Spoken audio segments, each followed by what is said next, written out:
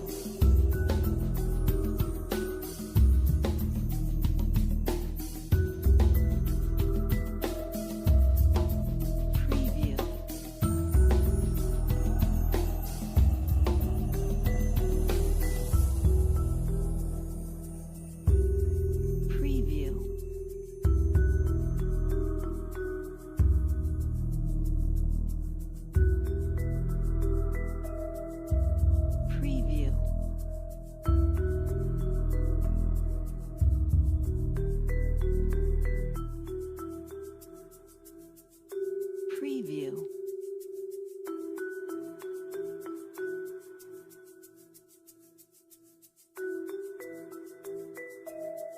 Preview.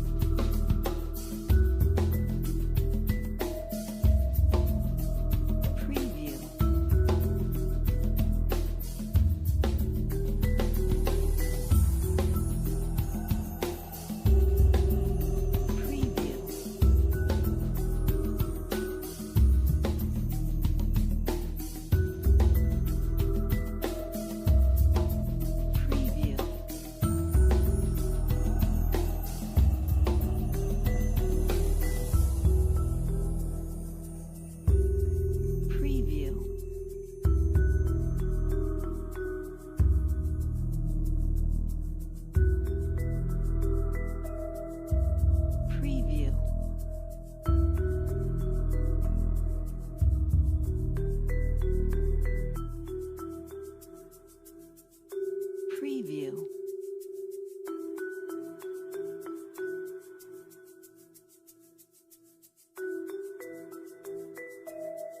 Preview.